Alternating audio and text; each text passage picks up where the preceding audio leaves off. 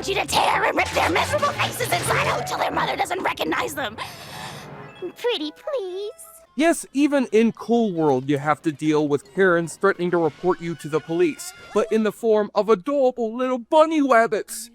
Jesse Shade here for Awfully Good Movies on behalf of the JoBlo YouTube network. And film critic / screenwriter Drew McWeeny once told a story on a former podcast of his of seeing a test screening of a rough cut of Ralph Bakshi's Cool World that was one of the worst test screenings that he had ever seen, and was vividly discussing the film's terrible quality with some friends at a restaurant afterwards, little knowing that director Ralph Bakshi was in that very same restaurant hearing every single negative opinion they said about his movie, after which he would stand up, put his hand on Mr. McWhinney's shoulder, and mutter to him, "Listen, sucker, if I have to hear another word about my movie, I'm gonna break your head. How about you shut the up, let me finish eating, and then you could say whatever you want."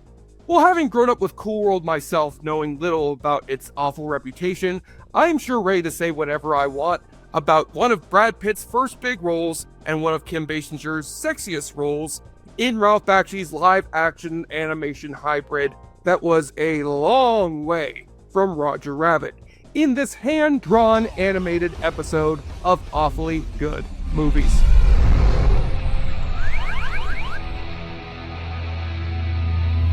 Even as Brad Pitt reaches his 60s, the hunky actor is not letting age slow down his movie stardom, with Pitt now making a pit stop behind the wheel of a Formula One race car in the epic racing drama F1.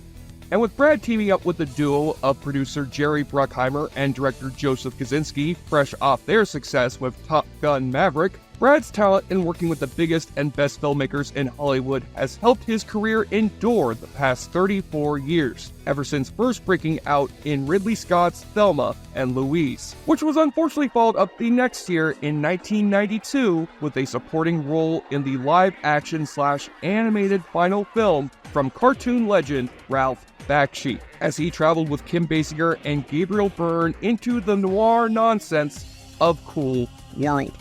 The success of Who Framed Roger Rabbit in 1988 had a particular impact on Mr. Bakshi, the fiercely independent animator behind many subversive adult cartoon flicks of the 70s and 80s, as well as the original Lord of the Rings movie, and who was in the middle of a career renaissance in kids' TV with Mighty Mouse: The New Adventures. So he pitched to Paramount Pictures a horror movie hybrid of live action and animation about an imprisoned cartoonist who creates a hit comic book from behind bars and gets magically transported to his cartoony world where a love affair with his sexpot lead character leads to tragic consequences in the real world. But after the producer had Ralph's script entirely rewritten by the guys who had written Poltergeist to mold it into a non-horror PG-13 movie, Bakshi's relationship with his producer and studio would only deteriorate further over the film's tumultuous production, and the compromised final product would be met with whiteout at the box office from disappointed critics and audiences, forcing Paramount to immediately halt Cool World's extensive advertising campaign, which turned what was supposed to be Ralph Bakshi's cinematic comeback into his cinematic farewell. But having been as obsessed with this movie as a kid as I was with Monkey Bone, I will gladly revisit one of the weirdest detours in Brad Pitt's career, long before he finally found Oscar Gold. Speaking of which, I'm sure you JoBlo viewers are as hyped as I am for Cliff Booth to return in that Once Upon a Time Hollywood Netflix sequel coming from David Fincher, especially if it has Brad Pitt smoking another joint dipped in acid that now has him hallucinating his cartoon co-stars from Cool World. Can I help you? We may not be real to you as yet, but we will be. You are real, right? Now it's time to fix yourself one of Cliff Booth's old fashions before animating yourself for another round of the awfully good drinking game. Take a double shot as we open in Las Vegas circa 1945 as our boys fly home from the Second World War overseas after Daffy Duck has helped them defeat Hitler, and the soldiers' families are staring at the camera in anticipation, where Brad Pitt is among them to greet his beloved mother as Frank Harris, who after dressing out of uniform into a swanky suit and pompadour, surprises his ma with something he won from a poker game in Italy. Now! What the fuck is this piece of shit? A cherry red motorcycle that he used to break himself and the rest of the Inglorious Bastards out of a Nazi prison camp. So Frank and his mother go out for a ride on his hog in the Nevada desert, little knowing they're about to tragically cross paths with a drunk driver as he stumbles with his girl out of one of the casinos that will soon litter the Vegas landscape with far more creative casino names than gambling.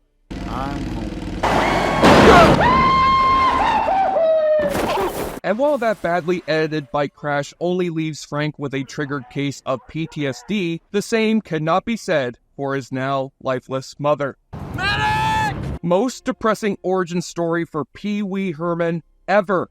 So while cops and paramedics tend to Frank at the crime scene, we bafflingly cut to a bald-headed cartoon professor using a metal spike to open a portal to the real world, through which Frank gets transported in a bolt of lightning to the professor's cartoon world. Yeah, I think the young kids in the audience are also crying out for their mothers right about now, as Professor Science here explains to Frank that he's arrived in the cool world, a sleazy animated realm of non-kid-friendly cartoon characters known as Doodles. Cartoons? They're Doodles. Doodles. Doodle moms tell it to doodle kids to help them go to sleep. Thus, Frank decides to escape the horrors of the real world to instead diddle with the Doodles down in the cool world. Why not?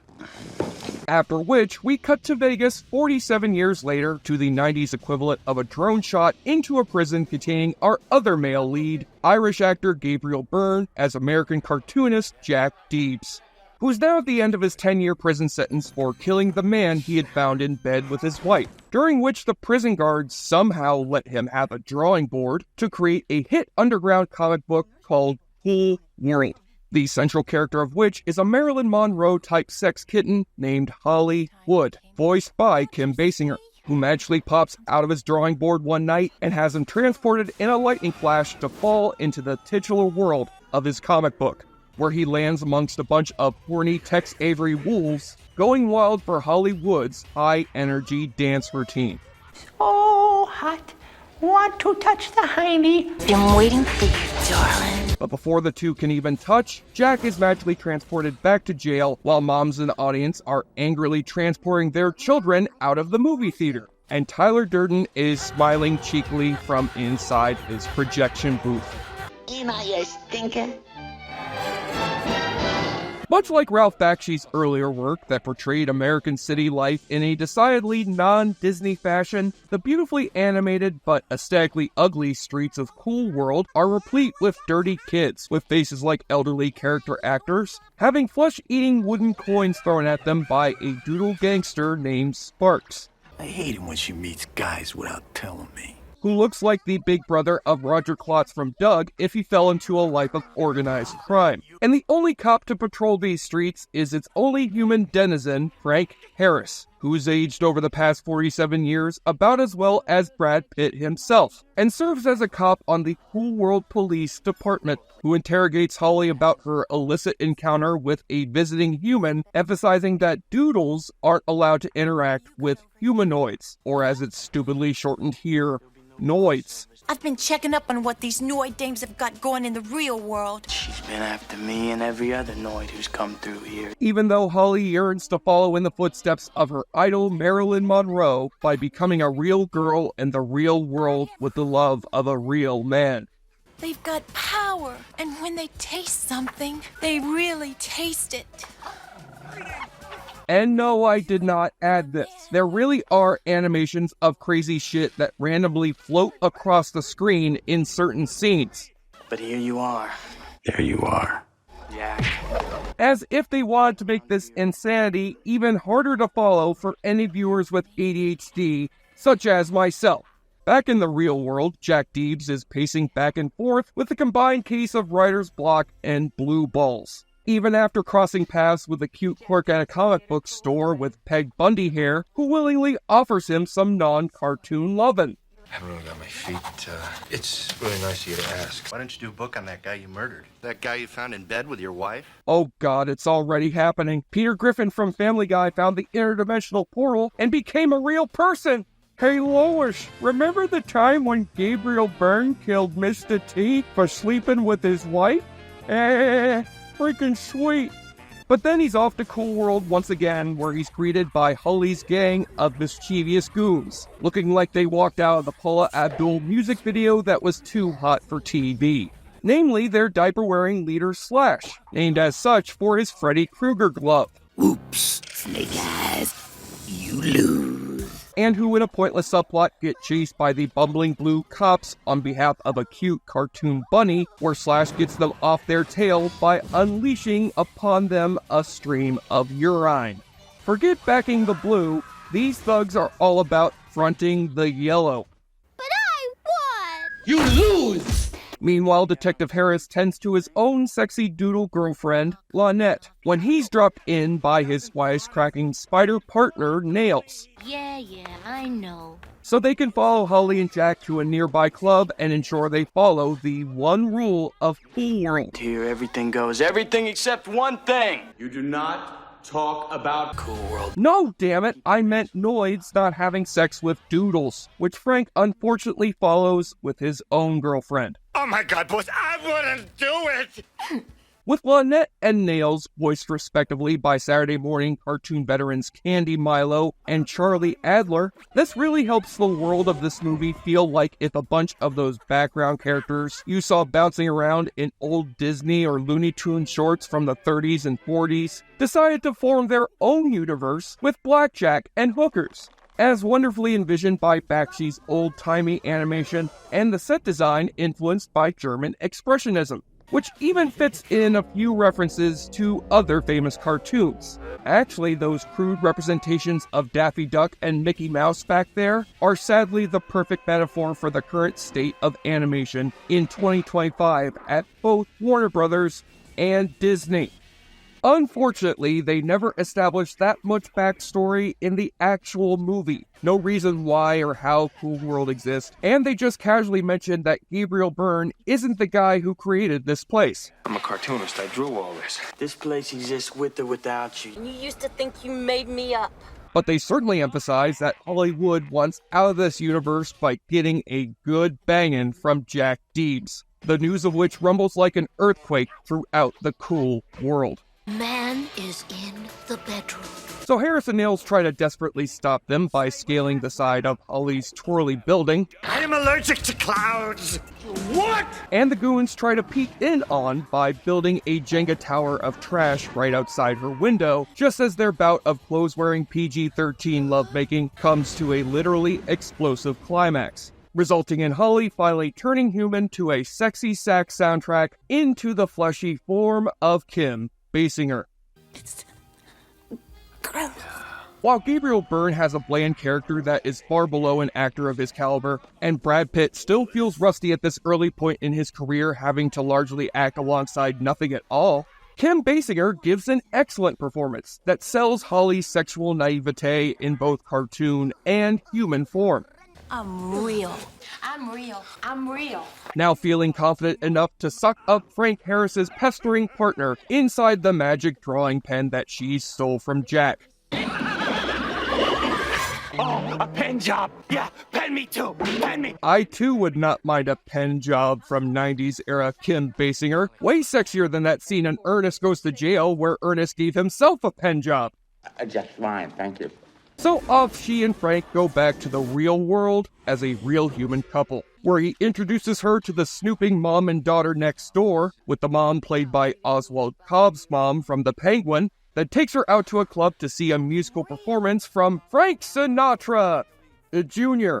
And despite the protest of Jack against her horny behavior, Holly can't help herself from joining Sinatra Jr. on stage for a rendition of the title song from Marilyn Monroe's next to last movie. Baby, Let's make love. With Basinger giving a terrifically sexy performance that would be adored by both Marilyn Monroe as well as Jim Carrey as the Mask. But what's this? Jack is outside the club, turning back and forth into a cartoon hobo, and Holly starts doing the same on stage into a sexy clown instead of her actual cartoon self. Yeah, I wouldn't doodle again. Trust me, folks, this is going to be the least of our unanswered questions as we reach the insanity of our final act, where the plot's logic can best be summed up in 2 simple words. Why not? So earlier in the movie, Holly and Frank mention a mythical doodle from Cool World who found a portal to the real world to become a famous hotel magnate named Vegas Vinny, Vegas Vinny for the spike at the top of the casino. who, as it turns out, has placed the spike of power that plugs up the portal between worlds on top of the Union Plaza Hotel, which Holly needs to remain permanently human. We're going there, Jack. No, we're not. While back in Cool World, Frank Harris is bidding farewell to his toon lover before heading back to the real world to stop Holly's world-destroying plan. So off he goes with a Darth Vader scream to the sky back to his world with his motorcycle injuries intact, and just in time to ally himself with Jack Deebs so they can both stop Holly from getting the spike and breaking down reality. Cool, real. Neat. With the teenage girl across the street driving them both to Vegas with her mom's car just as Holly is out on the street meeting what looks like one of the disguised elves from Ernest Saves Christmas, but who turns out to be the secret identity of Vegas Vinny. Dr. Vincent Whiskers. None other than the Elmer Fudd lookalike doctor from the film's start, as voiced by another voice acting legend, Maurice LaMarche, who, while talking Holly out of her evil plan, instead gets another pen job from her that in our world ends up being a blowjob. Frank then gives chase to Holly throughout the halls of the hotel, all the way up to the roof, where he reaches himself out to her when it looks like she's gonna fall, only for her to kill off Brad Pitt before he or the rest of the Ocean's 11 even got a chance to rob one of these Vegas casinos. Oh my god. So now that Frank's dead, Dr. Whiskers tells Jack it's time to embrace his cartoon side and become the hero that I guess he was destined to be, even though this guy had just finished a decade of jail time for shooting someone to death for begging his wife. But alas, Jack is too late, and Holly reaches the top to obtain the all-powerful spike, unleashing a multitude of doodles upon the citizens of Las Vegas, some of whom hilariously go doodle themselves.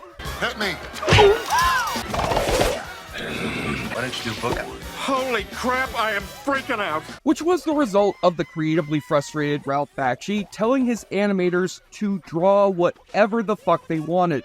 And Gabriel Byrne now disappears from the movie when Jack suddenly turns into a superhero doodle, also voiced by Maurice LaMarche. It's up to me to return the spike. Who smashes these swarming doodles away with a progressively insane bloodlust that even Homelander would think goes too far. It feels like Bakshi got one note too many from the Paramount executives about making this movie more audience-friendly. So we just had our hero turn into a literal comic book hero, with Holly Wood, the character, ruining Cool World, much like Hollywood, the industry, is ruining Cool World, the movie. But soon Jack sends these doodles back to where they came by plugging up the portal with a giant cork. And though the streets of Vegas have turned back from toonery, Nails escapes from the pen to find his boss Frank dead on the streets, and gets tearfully transported along with his body back to Cool World to let Lynette know about her boyfriend's tragic fate. Who pushed him?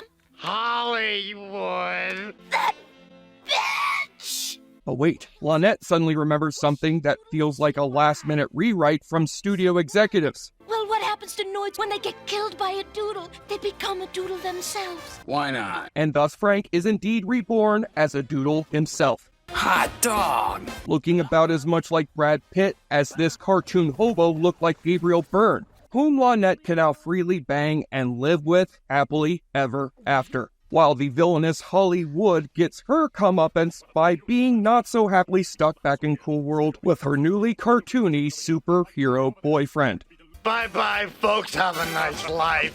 Pencil dick. And thus marks the end of a cinematic finale that was basically the cleaner equivalent of Ralph Bakshi whipping his dick out and pissing all over the executives of Paramount Pictures. Bye-bye, folks. Have a nice life. Even though Ralph Bakshi is a defiantly uncommercial filmmaker, Cool World's massive ad campaign was eager to draw in young and old audiences alike. A billboard of Hollywood would be placed atop the Hollywood sign in LA that was heavily protested by local residents. There was a 4-issue prequel comic published by DC and a video game for both the Nintendo and Super Nintendo. And its soundtrack of industrial and electronic music includes a fantastic end credits theme recorded for this flick by the late, great David Bowie. But after Cool World's failure, Ralph Bakshi would return later in the 90s to both live action with the Showtime original movie Cool and the Crazy, and animation with the HBO cyberpunk series Spicy City. And though the now 86-year-old Bakshi has not made any full-length work since, he admits to being proud of Cool World despite all the conflicts he had with the studio, with both him and Kim Basinger saying in a documentary on the film's recent Blu-ray release from Shout Studios that they're proud to have seen the film gain a cult audience in the decades since, with plenty of females frequently cosplaying as Hollywood any chance that they get. And though I certainly see the many flaws of this flick revisiting it as a fully formed adult, I can't possibly hate on all its beautiful 2D animation that's sadly all but extinct from movie theaters nowadays, as well as an inspired combination of the unlikely worlds of film noir and Looney Tunes that I would have loved to have seen uncompromised in Bakshi's original R-rated vision. But as it stands though, Cool World is both fun as a nostalgia trip and a drug trip. A narratively messy but creatively fascinating finale to Ralph Bakshi's filmography that pushes the boundaries of animation and good taste as much as his better movies do. Now, if only we horny 90s kids ever got to see Hollywood and Jessica Rabbit crossing over themselves to have dueling sexy nightclub routines. Hot dog! Dig it! On the enjoyableness continuum scale from Bold to Bruce, Cool World isn't really that bad. It was just reviewed that way, and Doodles its noise to draw out a 7 out of 10. Okay, so it has Brad Pitt, and that does impress me much. I'm Jesse Shade for the JoBlo YouTube network, and thanks again for watching our show. If you like what you see, please subscribe to the JoBlo Awfully Good Movies channel. Tell all your friends who like this sort of content, and turn on the bell to receive notifications for all our latest videos. We are an independent company that appreciates all of your support. And hopefully Brad Pitt's next marriage to a former co-star of his will work out far better than the last one did. I gotta take him back with me. Why not? Oh my, but it's stifling. If you roar like a lion, I could coo like a dove. If Miss.